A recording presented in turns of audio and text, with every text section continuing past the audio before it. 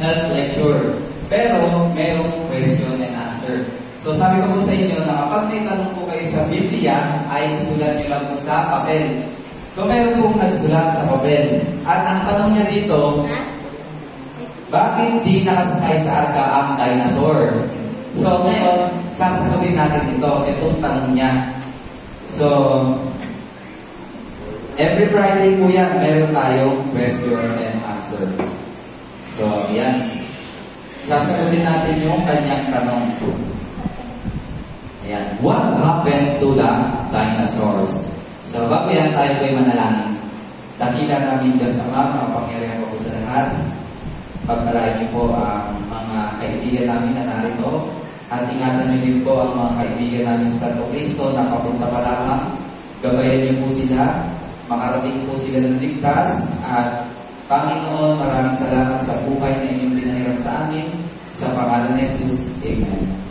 Ayan. So, what happened to the dinosaur? Tapos sabi diyan, where did they come from? Saan nanggaling yung dinosaur? At ano ang sinasabi ng Biblia sa dinosaur? Ang dinosaur ba ay nabuhay ng maraming taon? At bakit nawala ang dinosaur? Hindi ba kayo nagtataka bakit sa panahon natin ngayon wala ng dinosaur? Siguro kung meron, no? Ano kaya ginagawa ng dinosaur kasama ang tao? So, merong isang movie na pinamagalang Jurassic Park. At meron ding mga libro na ginagawa patungkol sa mga dinosaur. So, dinosaurs, ang kwento ng kanilang pagtuklas ay nagsimula noong 1820s. Si Gideon Mantelli, siya po ay isang English na doktor at nakakita ng ilang pangkaraniwang mga ngipin at buto ng dinosaur. Nakakita siya. At doon sa may quarry, yung quarry ay yung hinuhukay na bako. So doon sa bandang England, may nakita siya ng malaking ngipin at malaking buto. Napagtanto ni Dr. Mantel na may ibang bagay tungkol sa mga labing ng hayop na ito. Sabi niya, parang hindi ito pangkaraniwang hayop. Isa itong higanting hayop. Kaya, nagkaroon sila ng grupo na nagumpay at nangangalap ng mga reptile. At noong 1841, humigit kumulat siya ng uri ng ibang reptile. Nagbukay at marami silang nahukay ng mga buto na nagpapatunay na merong dinosaur.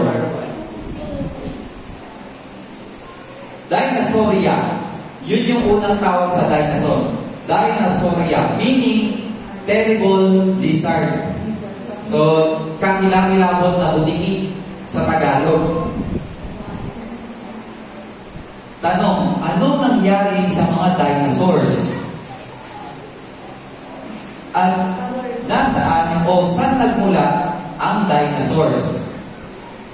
Noong nagkaroon ng baha sa panahon ni Noah, ay alam natin na nalunod ang mga dinosaurs.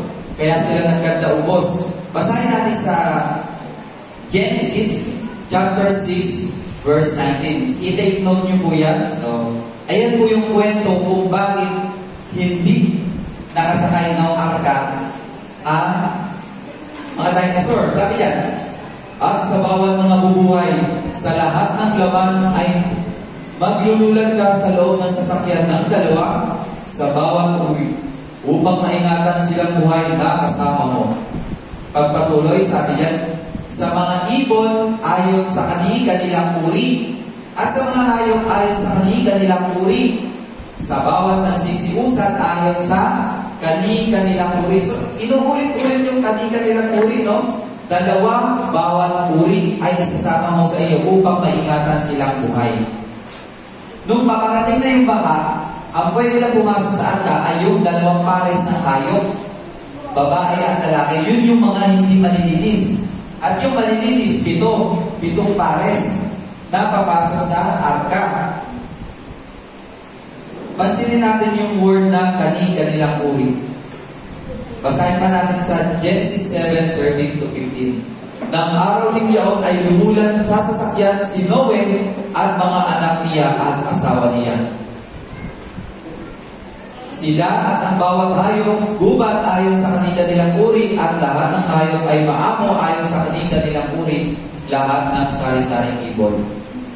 Isa sa dahilan bakit hindi nakasakay ng arka ang mga dinosaur, kasi ang sabi ng Panginoon, yung maaamong hayop. So, ang mga dinosaur ay hindi sila maamo. Kaya isa yon sa dahilan kung bakit hindi sila nakasakay ng arka. Isa pa, ang mga dinosaur, sila yung meron silang kakaibang DNA. Kasi yung panahon ni Noah, merong tinatawag na genetic engineering. Nung panahon pala ni Noah, napakatatalino ng tao. Biruin nyo yung molecules DNA ng isang usa, ihahalo niya sa manok, tapos pagkatapos nyo, magiging malaking manok, magiging dinosaur. Ibig sabihin pala, yung mga dinosaur ay gawa ng tao sa panahon ni Noah. Kumukuha sila ng DNA ng isang hayop at sa isang hayop, pagsasamahin nila at pagkatapos, pag nanganak, yun ay isang dinosaur. So, kakaiba pala yung mga tao noon, noong panahon ni Noah. Pansinin nyo to, anong hayop yan? Pinagsamang daga, saka para pusa, no? Pinagsama kita, hindi maintindihan kung anong uri ng hayop. Ayan, anong hayop yan? Daga na may tenga. Parang baboy. Noong panahon ni Noah, ganito yung ginawa nila sa dinosaur. Yung simpleng butike, hinaluan nila ng DNA ng elepante, kaya naging malaking butike. So kakaiba yung mga tao yung mga tao sa panahon ni Noah, ang tatalino.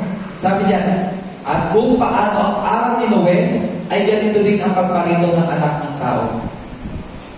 Bago magpadala ng baha ang Panginoon doon sa lugar ni Noe, ang mga tao sa sobrang talino naging masama. So sa panahon daw natin ngayon, magiging matalino ang mga tao pagkatapos ay darating ang Panginoon. Tanong, tumatalino na ba ang tao ngayon sa panahon natin? Yes! Kasi bakit? Meron na nakatira sa Mars eh.